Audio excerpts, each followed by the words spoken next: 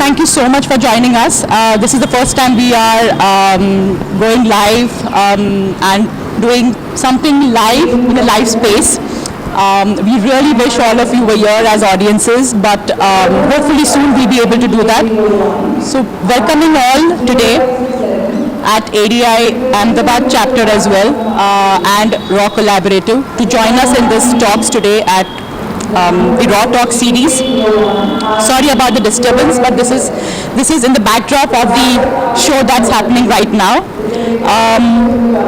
So the Raw Talk series basically is an opportunity to exercise a conversation that we need to start, with the intent that we have started the process and everything here at Raw Collaborative.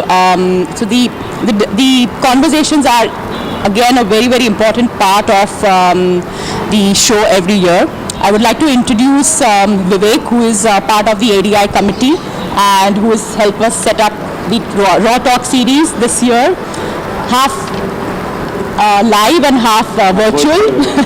And I would just ask Vivek to introduce everyone once quickly. Okay. Hi everybody, thank you Tanvi for having us over, and at ADI we are very, very happy to be joining in with Raw Collaborative this year as knowledge partners, and especially something that we constantly seek at ADI is to engage in a dialogue with respect to design, and nothing better that this year's Raw's theme is conscious design and conscious living with design. So we are going to start our first talk with that. Well, I would just like to, hand over to Tanvi to introduce Anjali and then move on. Thanks, Vivek. We've got Anjali Modi here today with us, who has been a very, very integral part of this year's curation.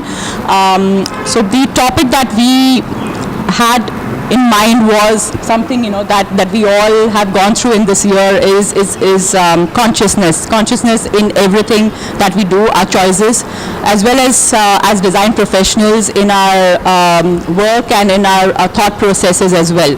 Just quickly introducing Anjali. Anjali Modi set up a studio, Josmo, in 2010. And since then, I think she has changed the scene of contemporary Indian design. And we are really happy to have her as part of our guest curator this year.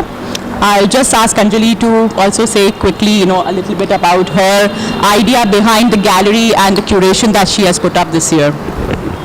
Thanks, Tanvi. I hope I'm audible. So, hi everyone. Thank you for joining us. I think a big part of the theme this year, conscious design, was really to define what conscious design is. I think a lot of us have our own definitions, and the idea behind the curation was to really define it together. For us as a collective of I think 10 designers as part of the curation, we really try to understand what conscious design is. Is it something that looks good, feels good, or is it something that is designed with a lot of sensitivity towards the environment and towards the choices that we make at a very core level of the product? And I've been lucky enough to find, innovators, designers, curious, like-minded people that have really come together, put a lot of heart into the curation. Some of them have actually designed for the show itself. And we're really trying to shed light on what a life could be like when you kind of inherit products or buy products that leave less of a footprint on the planet. And I think that's the legacy that all of us really want to leave behind. And I'm looking forward to having this be a dialogue, a much larger dialogue for the future. So welcome everyone, and thank you for joining us. Thank you, Anjali. I'll quickly introduce our panelists as well here. They are an amazing bunch of creative minds of our country, and we are really glad to be celebrating their works here and also share a dialogue with them today. That's Priyanka Narula from Wicker Story. Priyanka, could you introduce yourself a bit? Hi everyone, I am Priyanka from the Wicker Story. As the name suggests, we are working in Wicker extensively to create bespoke products on the lines of computational design and complex geometry. Our company works around the idea that research and material can lead a material to evolve in ways which are unexpected, and letting designed take lead the way for future development in this. Thank you. Should we pass it on? Yes, please. It's on, Diti. Hi everybody, I'm Diti Mistry and I started my brand few years ago with the very simple idea that I wanted to just use waste fabric. I just could not see fabric around me going to waste, and I started creating small accessories for myself, and that's how the whole idea started. And I started procuring different materials, experimenting with it, and the brand is all about experimentation and having fun with those materials, and making it into a wearable art and having it in your home and wearing it yourself.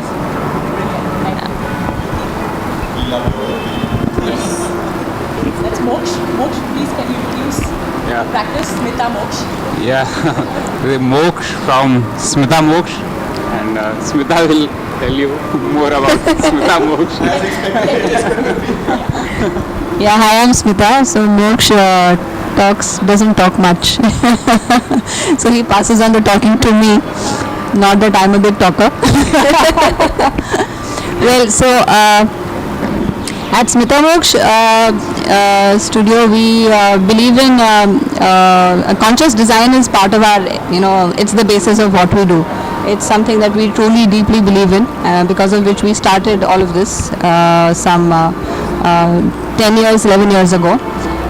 So we believe in, that being a designer is a profession which is highly responsible, and designers as a fraternity, because they have the job of solving problems, they need to be healed people themselves. They need to be evolved people themselves. Only then can they, provide solutions to a society which can help the society also evolve and grow. So keeping that as the base and our understanding, we develop products through various categories.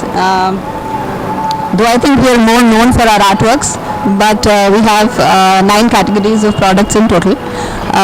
So we try to always make products which help in healing the user. Heal the spaces.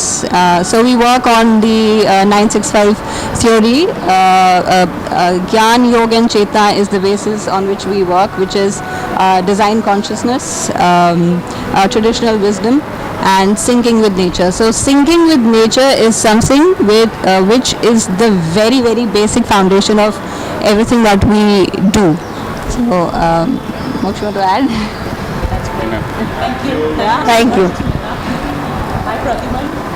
Hi, I'm Pradimna from Samsara, the recycle company. So we are a design and manufacturing house based in Chennai. We started the studio with the idea of trying to work with different waste streams and create products from them. Our first material exploration was with plastic, as we know all the problems that the material has caused. So that's how we started our journey of trying to understand the material, try to work with it, see what we can do, and try to create products to kind of have an impact and create usable and utilitarian products. That's how we started. Thank you. Thank you. Sorry, it's just there are too many things happening. Starting conversation with this amazing bunch of people that we have here today. So bringing this, the whole idea of the design consciousness through selection of materials. Can't you hear me? Oh, Should we have the mic back? can you please spikes above?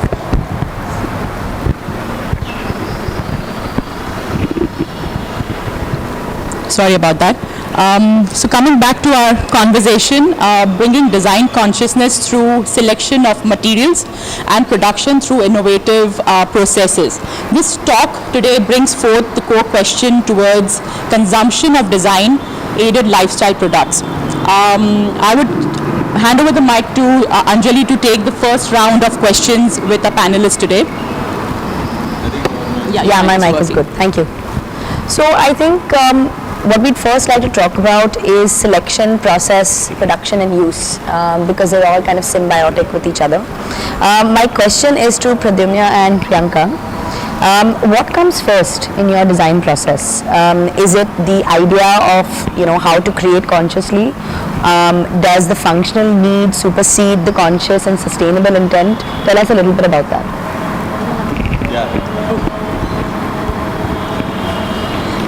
Thank you, Anjali, for the question.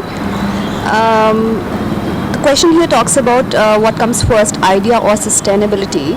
And what we feel is that sustainability is actually about aligning with the forces of nature, and for us that means aligning to what the material is trying to say. Ideas are, yes, important to work to develop a certain product, but if you work the other way around, it's a material which constantly tries to inform you about what can be generated and what could be done with it. So that is something that's been helping us come up with new ideas again and again, and has been evolving our process. Now, we are a young company, just 2 years old into developing works with Wickr, and every 6 months we try coming up with something new in terms of an idea or a design. 1 year back, a few of our mentors actually told us that one of the biggest mistakes we are doing is to just focus on one material, because somewhere down the line, 1 year or 2 years down the line, we'll be stuck up with that particular idea. We were at that point of time so in love with the material that we just stuck on the path and went forward. And what we realize is that the more we focus on it, the more we work with it, the more we learn about it, it's constantly giving us new solutions and new ideas to think about. So it's been 2 years and we've not even thought of bringing in a new materiality to sort of change the rawness or the naturalness of the products that we've been doing. So it's about the material informing us what can be done, and from there taking it forward to applying need and functionality to the product and thus generating it. So yes, ideas are important, but what we fear with that is that an idea could stop us from thinking beyond. So it's about starting with a blank slate, tinkering with the material and playing around, just playing around and seeing what it constructs and what it gives us, and then overlaid with what is a product in need, what is a client's requirement, and that's how eventually something gets done. So we've been having fun till date, and I think we don't see an end to that yet. Thank you.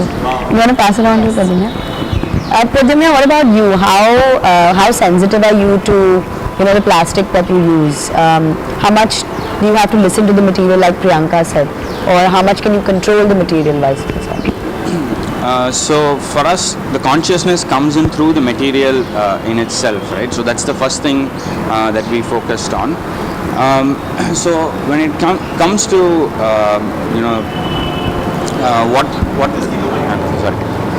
so the consciousness comes through the material itself. So the idea of trying to create something for us is what is the durability of that material, how in what product category can we use it, because recycling is just the process of alternating virgin material with used material, right? So for us it was what kind of products do we make from that process that is also going to have a long shelf life. For example, now we could also make keychains, but the lifespan of that material, the usability of that material is short-lived. That's why we focus on furniture or larger objects that have a much longer lifespan. We are able to use more raw materials and able to recycle more materials into the product.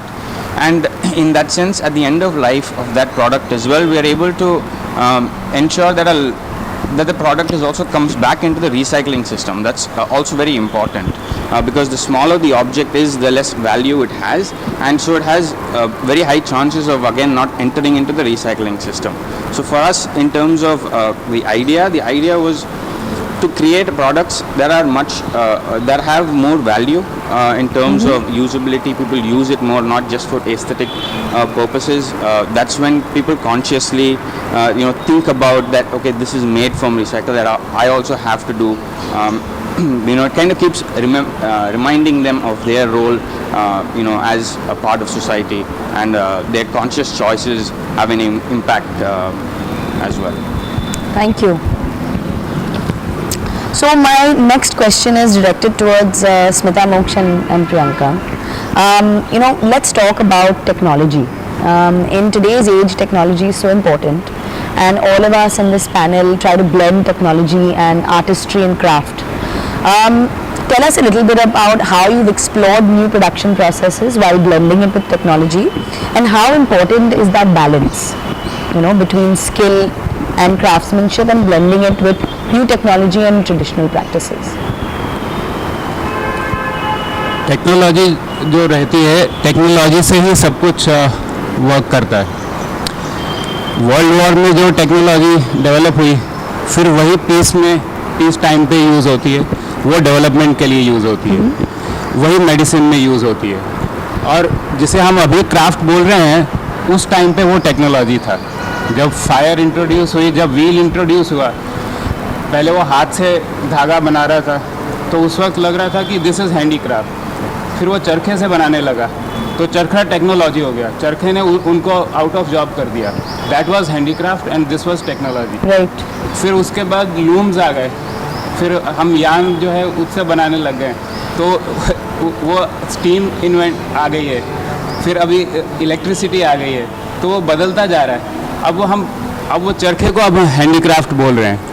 तो handicraft ऐसा कुछ नहीं है, सिर्फ ऐसा है कि उस क्राफ्ट को जो वो इवॉल्व हुआ है, उसकी जो एसेंस है, उसको टेक्नोलॉजी पर राइड करवाना होता है, और ये डिज़ाइनर का जॉब है.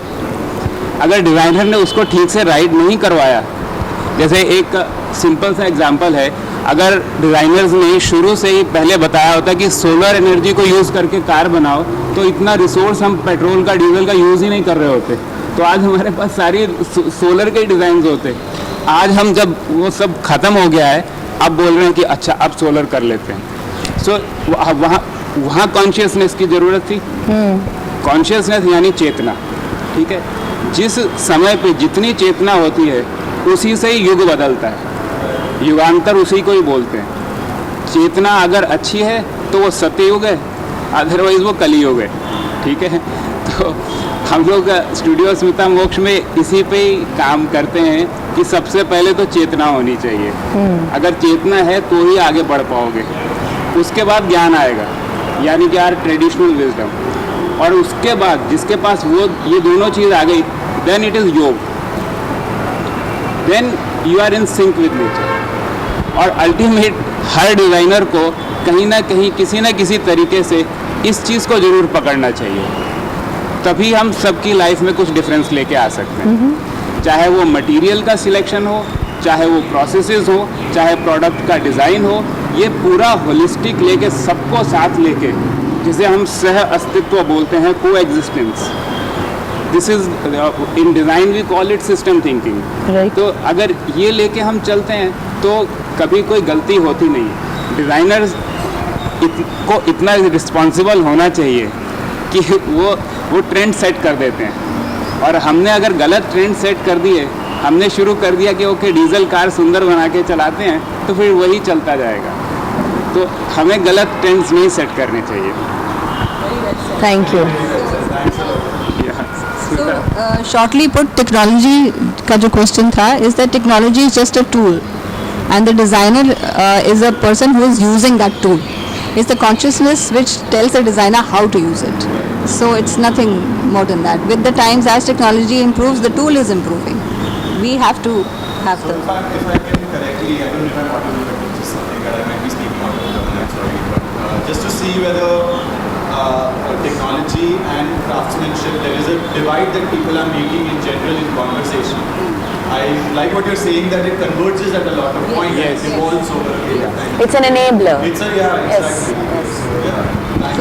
So people saying that technology being used in craft is wrong. Can we give her the mic? It's not like that. Yeah. So yeah. Priyanka, how about you? So I would like to just take the argument from Smita Moksh a little forward, and yes, again, like that was about to be my starting word, that technology is a tool today. It's not something, technology is not the product, but it is a tool. Another point I would like to say is that when you talk about a product, the one who weaves something with his own hand, the material belongs to that person. The material does not belong to a particular technology. So, which means that the craftsmen, the processes actually are a very integral part of anything and everything that we do, or otherwise also in a production-based system. Talking about technology, I think today, like as young designers in the education circuit, we constantly trying to figure out what is the future of design. So we are always talking about technologies of manufacturing in, let's say, 3D printing, CNC, robotic manufacturing, or even using extensive softwares for complex designing and translation of design to actually fabrication and production. Now, the whole idea of technology and design has been misconstrued as a method of making fancy designs, and it's just making complexity for the sake of complexity, and that is where the whole process really goes wrong. So coming back to the idea that technology is just a tool and it is supposed to look back into the intent of the design, the material ambitions or material characteristics, which we also call as material tectonics, letting them decide what the tools actually do. So we're not able to yet apply machine making to our processes of weaving, but what we are able to successfully do is work on complex geometry using a software to simplify that complexity and transferring that information and design and providing it to a craftsman. Now, anybody who's worked with craftsmen, they would know that in the Indian craft industry, the way they've been trained to work since ages, it's very difficult to give them something new and getting any results out of it, and then actually establishing a production line around it. So that's where I feel that technology became the tool for us to simplify that information, where I don't necessarily have to give something new and something complex to them for them to comprehend. Rather, it is our job to comprehend it and the weaver's job to apply his skill. So it simplifies both the parties' job, and thus I think the translation into actually making the whole product into a production line and not just a prototype. So that is where I feel it's been quite useful. It's amazing the kind of it's really blending well. So thank you so much. Great. That's fantastic. I think the first round of discussion was, something that we all have been discussing this over the time, but when it all comes together, it somehow kind of does make a lot more sense to each one of us, because somewhere our practices are evolving in a certain conscious manner. I would, want to believe that. So my question is directed to Pradyuman now. The next one is, Pradyuman, being a young practice, how do you see your practice evolving with recycling material as your core product, your material? How do you see that contributing back to in a circular economy? Would you be do you think that as a long-term sustainable business model as well? And what are the challenges that your practice faces? It's a young practice, and to be able to do this at such a initial stage of your business, I'm sure you must be having your own challenges. So could you throw some light on that? That would be very inspiring.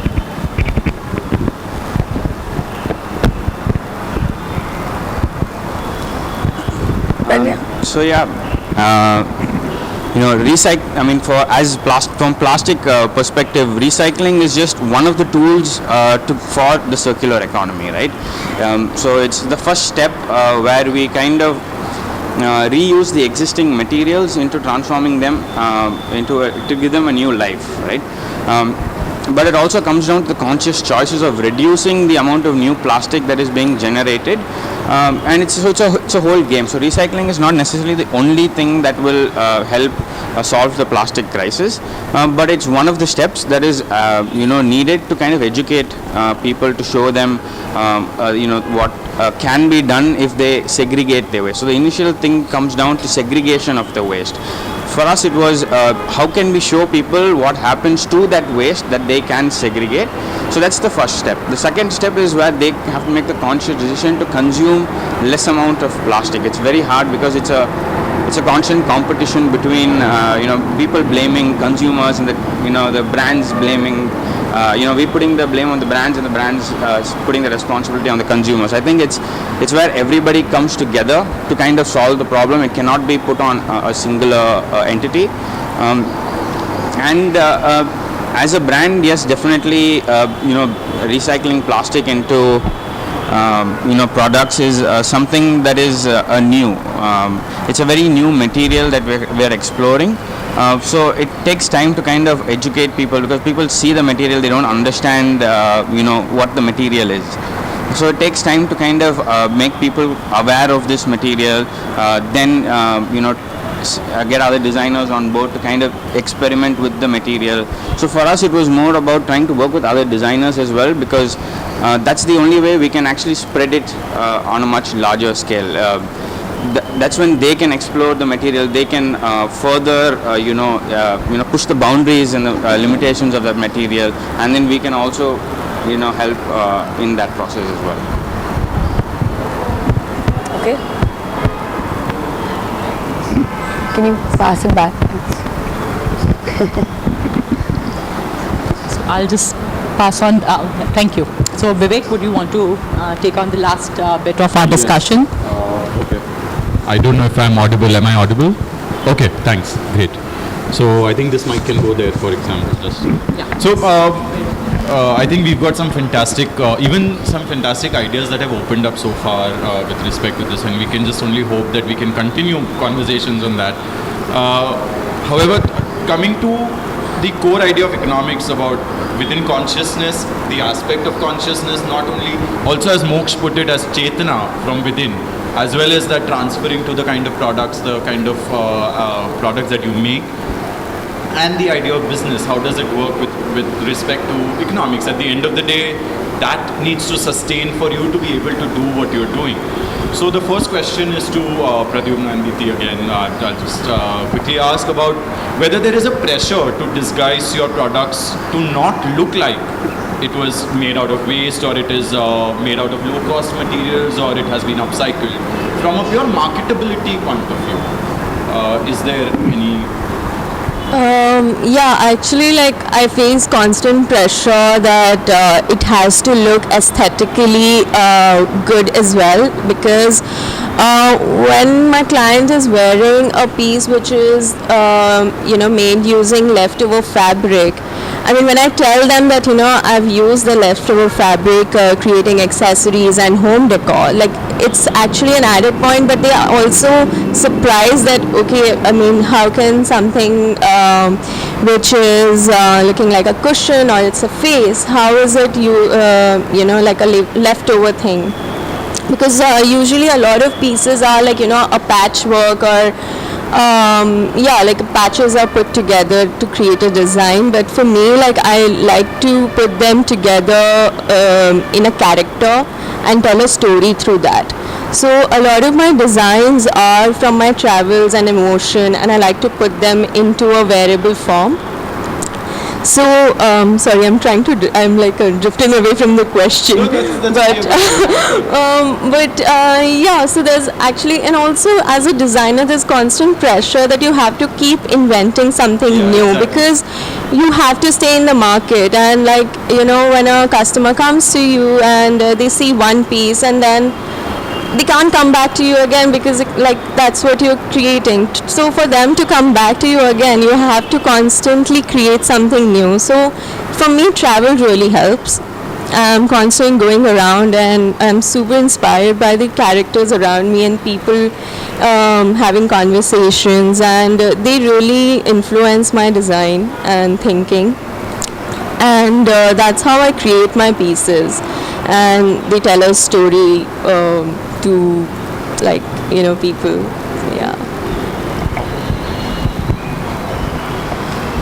Do you want me to repeat the question, or? No. Okay. I think I remember it. Okay, great. Hopefully. So that was actually a conscious choice for us, because people think of plastic as a very cheap, it usually comes very thin and it's very monotone, as a material. First, it was a conscious choice to move away from that, because this was also a different, recycled material. So we wanted to show them that something from plastic can actually look good. That's where I think as a designer we bring value to that material, right? How can we add value to a material that is that people think of in a very negative way? As a material, plastic, people think of it very cheap. It doesn't look great, it's flimsy, and and things like that. So for us it was a conscious choice to move away from that. So that's when we created almost this terrazzo kind of look, a little bit of bright colors to kind of accentuate the pieces. And always we also look at not making products only from a singular material, right? So for us it is always about using different materials to complement the pieces, and to design the product in such a way that the plastic has its own drawbacks. It's not like wood, or it's not like metal. So how can we as designers help in creating products that also last long, so that again it has to serve its purpose. But does that sometimes put a hard restraint on the possibility of scaling up in terms of production? Because of course a lot of times it is also known that everything that is made with upcycled material, with low-cost material, a lot of times it's not possible to directly put them into the machine and go up in scale. And not only in terms of scale as in mass scale, but also scale as in terms of really sometimes bigger scale. So do you face a sort of restriction there? So as for plastic, it's usually on a very large scale, so it's the opposite for us here, where scaling it down is very hard. All right. Because we use very little material, whereas the material suppliers, they sell in tons. And then we go there with wanting to experiment a little bit, so we ask for 100 kgs, and then they just it's very hard for them to also procure the way we want it, the kind of materials we want at a very low volume. So being plastic industry completely on a very large scale, scaling up is slightly easier. But since it's a new material for us, we want proof of concept. It takes time for people to understand the material, get used to it, and then scaling up in that sense would be easier once there's the need for more materials. Because plastic is completely an industrial process. We are actually taking it on a very DIY scale. We have scaled down the machines to be very simple, not as complex as on an industrial scale, using very basic principles for manufacturing. So once we actually scale up, it's slightly easier, because that's what the industry uses. They use for that on mass manufacturing. Thank you. Lead towards Smita, Moksh, and also to Diti. This question is about whether the client will actually practice the consciousness that is exhibited through the use of the products, or through the make of the product, or through the material choices, or is it just for them, it is just about product value? Do you see that kind of a relationship coming in from your client side as well? Client को तो जैसे मैंने पहले भी बोला था कि client trend तो हम सेट कर रहे हैं, तो क्लाइंट को किस तरह से दिखाना है. एलिफेंट का मेरे को उसको पूंछ पहले दिखानी है कि उसका ट्रंक पहले दिखाना है, किस तरह से प्रेजेंट करना है. जैसे फंक्शनल डिज़ाइन है, उसी तरह डिज़ाइन की एक कम्युनिकेशन भी है. तो वो किस तरह से हम यूज़र के साथ कम्युनिकेट करके उसको प्रेजेंट करते हैं. Again I am coming back to the same thing कि रिस्पॉन्सिबिलिटी सारी हमारी हो जाती है. इसको समझना ही सबसे ज़्यादा ज़रूरी है. अब जैसे अभी मटेरियल की हम बात कर रहे हैं कि मैं कौन सा मटेरियल इंट्रोड्यूस करूंगा यूज़र के लिए और किस तरह से इंट्रोड्यूस करूंगा. अभी हम बोल देते हैं this is a precious material. Why that stone is precious. ये प्रेशियस का जो हायरकी है ये कहाँ से आ गया. प्रेशियस डायमंड को होना चाहिए कि प्लास्टिक को होना चाहिए. अब मैं अभी बात कर रहा था कि तुम्हारा अब ये प्लास्टिक तो एक्चुअल में बहुत ही ज़बरदस्त मटेरियल है, ये मिरेकल्स कर सकता है, लेकिन क्योंकि ये इजीली अवेलेबल है तो अब ये प्रेशियस नहीं रहा. ठीक है. ये वही वाली बात है कि पहले वो गोल्ड की तलवार रख रहे थे क्योंकि गोल्ड अबंडेंस में था, लेकिन जब पता चला कि एल्युमिनियम इससे भी ज़्यादा इजीली है, तो पहले एल्युमिनियम एक्सपेंसिव था, फिर वो गोल्ड हो गया। तो हम सिर्फ इसकी हायर की गलत कर देते हैं। अब हम लोग वुड यूज़ करते हैं, और मैं बोलता हूँ मैं वुड को प्रेशियस मटेरियल की तरह यूज़ करता हूँ। मैं उसको 6 mm की थिकनेस में यूज़ करता हूँ। एग्जैक्टली जितना स्ट्रक्चरल रिक्वायरमेंट है उतना ही यूज़ करता हूँ। ये आसानी से अवेलेबल है, तो इसका ये मतलब नहीं है कि मुझे उसका 4 इंच ही यूज़ कर लेना है। तो ये वाली जो सेंसिटिविटी है, अगर इससे हम काम कर रहे हैं तो ऑटोमेटिकली यूज़र जो है वो उसकी तरफ इंक्लाइंड हो जाएगा, और सेंसिटिव भी हो जाते हैं, वो सेंसिटिव हो जाएगा।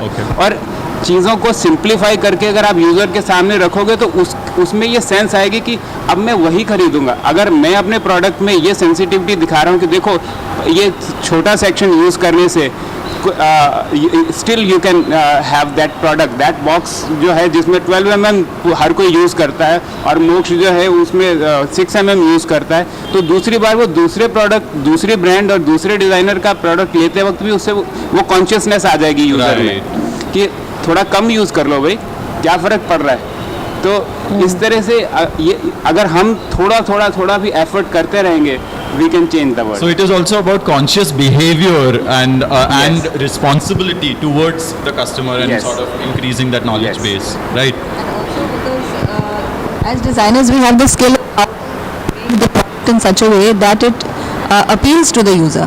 तो अगर हम options एटीट्यूड्स इन सब के ऊपर काम करके रिसर्च करके फिर प्रोडक्ट बनाएंगे तो इंस्टेंट कनेक्ट यूजर के साथ होने ही वाला है. The user is going to appreciate it and once they start appreciating then the whole story.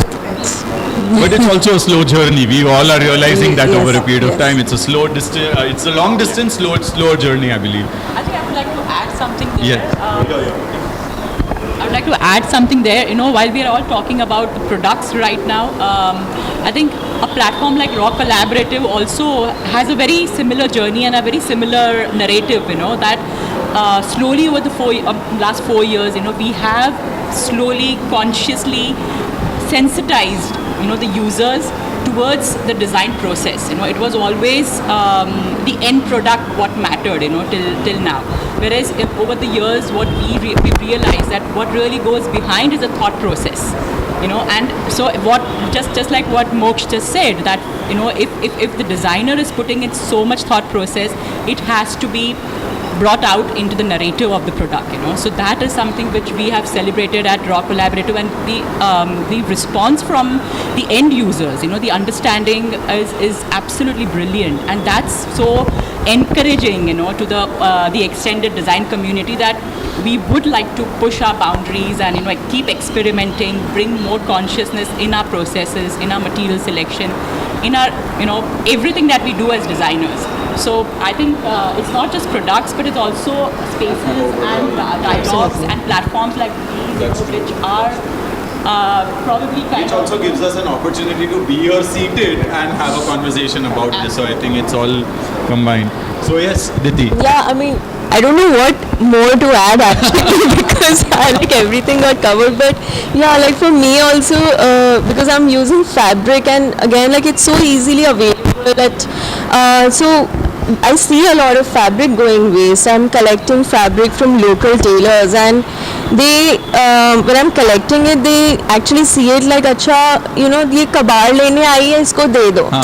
So it's actually कि अच्छा तुम तो कुछ waste से बनाती हो तो ले लो and all that stuff. So it's really the when I'm talking about luxury thing, like how diamond is seen as a luxury item, and as plastic and fabric is seen like, okay, yeah, you know, it's something so waste. So to be really conscious about it, yes, I want to use it, and I want to use it in a more as a designed and an aesthetically good form, so that the person who's buying the product is also feeling good about it, that okay, you know, this is actually it can be used like that. And so while you are there, actually, I'm going to interrupt you, but there's a great question that has come from Yati Agarwal, which I believe you can add from our audience.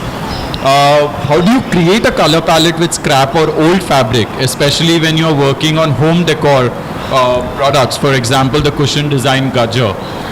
So interweave that within your response. Yeah, so actually designing a color palette is actually the most challenging thing for me because first of all I'd never get a same fabric again. So every time like a customer looks at my product and if they actually see my product on an Instagram, an old product, and they're like, okay, you know what, we want this. I said, I'm sorry, I cannot give you this. Or like, you know, if they want two of the same pieces, I cannot give them. And I constantly use that in my communication. So initially 1 year, it was definitely very tough for me because the communication wasn't there.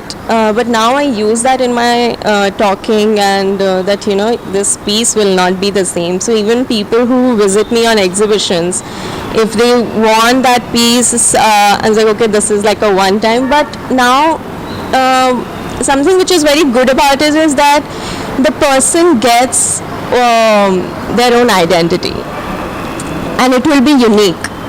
That's So, exactly. I think that some- holds true for each of your line of products. Yes. The uniqueness Yes. that attaches itself towards. The Yeah, so material. with fashion jewelry it really helps because like, you know, nobody will have a similar piece. true, So yeah. something, I like, you know, you should be actually proud of it that, you know, you won't see any other person wearing it. So that is something great. But also when I'm doing home decor, so I also use fabric which I collect from artisans. Okay. And like block printers. So I go for that color palette set.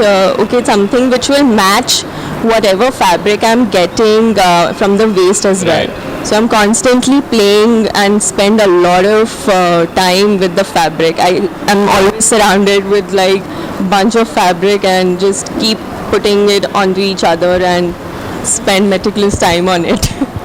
Which, Thanks. Thanks. There is before we get to the closing comments, there are two questions from the audiences which I'll combine, and any of you is open. It's great to take it. Actually, it's also inching towards our closing note. It's from Tanya Agarwal and Corey, and they've asked. The first question is, how do we handle what happens to the products after use? Whose responsibility does it need to be? Do we bring in that notion also while we are putting the products out? And what Gauri is asking as a link to this is, do any of you get life cycle assessments done for your products? If yes, how and where? Can I take this one first? Yes? So I think the way we work, and I think what one should expect is that you have no control over where the product ends up. Because it's very difficult to actually see the product from inception to, you know, it breaking down to a material that can no longer be used. So if one can design with the assumption that, okay, I have absolutely no control of where this is going to end up, and create with the intention of knowing that if it ends up in a landfill, how quickly is my product going to dissolve? What is the life that it's going to leave on the planet? How long will it take to actually dissolve? I think that is what we have absolute control over. So I think everyone struggles with at least the entire prospect of recycling in India. Right. No one has the right answer. If you go to a government agency, they'll fudge an answer and give it to you, which will still not give you an answer. So it's clear that there is no control over the end product, so to say. Some people might have that. But do you know where your plastic goes after it is thrown out? Do you have a clear line of, you know, the cycle of where it starts to where it ends? Few people might, many people don't.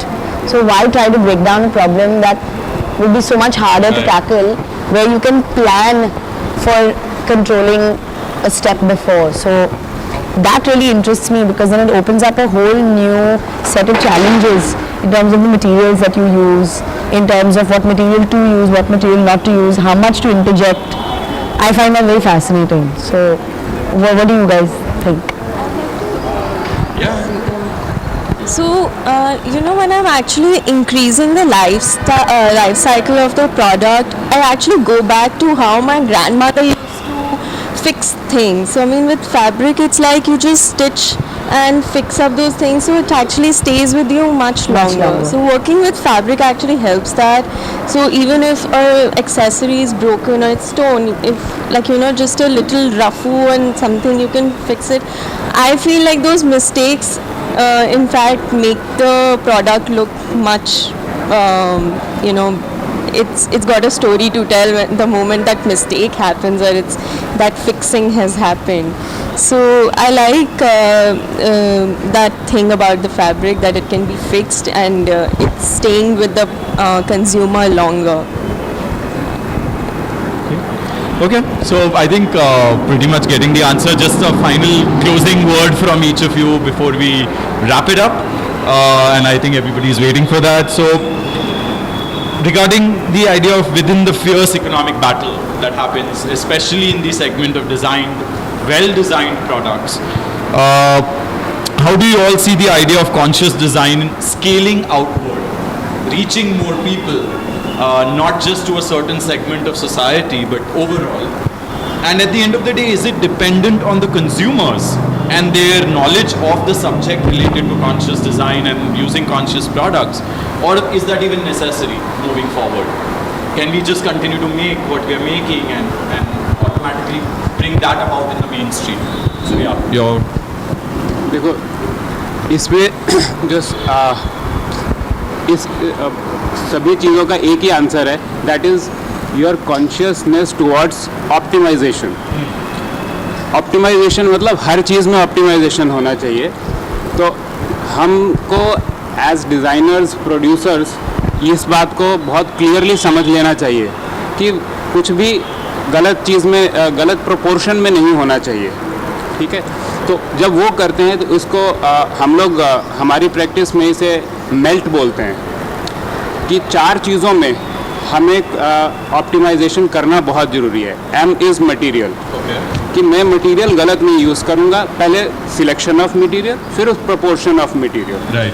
उसके बाद आता है labour. मुझे labour भी गलत नहीं use करनी है, वो भी मुझे ऑप्टिमाइज ही करना है. हाँ, चलो ये बताता हूँ. एनर्जी. अब किस मटेरियल के लिए कितनी एनर्जी जा रही है. अब मैं वुड यूज़ करता हूँ तो मुझे पता है कि मैं टोटल सोलर से यूज़ कर सकता हूँ. तो हम लोग हमारा कूलिंग करना है तो उसके लिए हम सोलर कूलर एसी इस्तेमाल कर लेते हैं. अगर उसकी पॉलिशेस बनानी है तो उसकी डिस्टिलेशन भी सोलर से कर लेते हैं. तो उससे आधे से ज़्यादा काम उसकी एनर्जी सोलर से अचीव की जा सकती है. उसके बाद एल मैंने पहले बोल दिया था, लेबर. अब थर्ड है, लास्ट वाला है टाइम. ओके, इसको तो समझना ही पड़ेगा. अब अगर इससे हमने ये मेल्ट समझ लिया है तो then we will be able to address all the problems. We will be able to solve that. It's a wonderful thing, I think, for everybody, even for me to learn about the idea. Great one, Moksha. Thank you. और एक और add कर देता हूँ. अब बोल ही रहा हूँ तो अब जैसे मटेरियल है, अब इसको कैसे इलेबोरेट करना है. अब हम वुड इस्तेमाल करते हैं तो हमारा एक पीरियोडिक टेबल है वुड का, जिसमें कौन सी वुड किस जगह पे किस प्रोपोर्शन में कैसे यूज़ करनी है. अगर वो एक्सटीरियर है, वो इंटीरियर है, इंटीरियर में कौन सा यूज़ है, कैसा फंक्शन है. तो उसके लिए हमने हम उसे बोलते हैं GMI code. Sorry, GMI code. ताकि हमें याद रहे कि हमें ये 6 चीज़ें वुड की जो है उनको हम उसकी रेटिंग करते हैं कि उसके ग्रेन्स कैसे हैं, उसकी मॉइस्चर के लिए रेजिस्टेंस कैसी है, इंसेक्ट के लिए रेजिस्टेंस कैसी है. तो ऐसे करके हमने उसके 6 पैरामीटर्स को करके एक पीरियोडिक टेबल क्रिएट किया हुआ है. अब जैसा प्रोडक्ट होता है, जैसे हम लोग अभी कारपेट्स भी बना रहे हैं, वुड के कारपेट्स हैं. अब उसके लिए तो वुड की एक अलग तरह की ही रिक्वायरमेंट आएगी. लेकिन अगर मुझे वॉल आर्ट बनाना है तो उसके लिए अलग आएगी. तो ये ज़रूरी नहीं है कि मुझे जो टूल का हैंडल चाहिए वो तो मुझे शीशम में चाहिए. बराबर. उसके लिए एबनी यूज़ होना चाहिए, ना कि वॉल आर्ट के लिए. जस्ट कलर के लिए मैं उसको यूज़ कर लूँ. So this sensitivity for material is the basis of optimization in materials. Great. I think it brings home the collective answer towards conscious design, I feel, and thank you, Moksha, and everybody, because especially what Moksha just mentioned, I think it just nicely closes the whole loop and brings home the fact that it all begins within. As at a designer stage, the responsibility is also within, with right from selection of material to its production processes to the way it's used, and eventually it reaches the market. So yeah, thank you so much. Thank you everybody for joining in on behalf of ADI Ahmedabad chapter. If anybody would like to know more about the activities of ADI, you can log into adi.org.in and become members. It will be great. And yes, Tanvi, a closing note from your end. Just a very simple thank you. I think I'm lost for words because this conversation has just got me thinking more, for the next year's curation. Lot more responsibility on our shoulders as designers. But thank you so much, everyone, for everything that you are doing. Every little bit counts, and we're all in the same journey. So thank you so much, and thank you everyone for joining us. And we are absolutely blessed to be in this lovely space with a lovely backdrop of the waste that we have, from the bamboo structures as part of the show. And we just created Workshop Inc. and Thumb Impressions have created a beautiful installation here, which complements this lovely space and as a backdrop for our discussion today. So thank you very much. Thank you. I think we'll just thank you everybody. We'll just take a quick snapshot at the end of this thing. So please everybody look towards the camera, and thanks Fateh.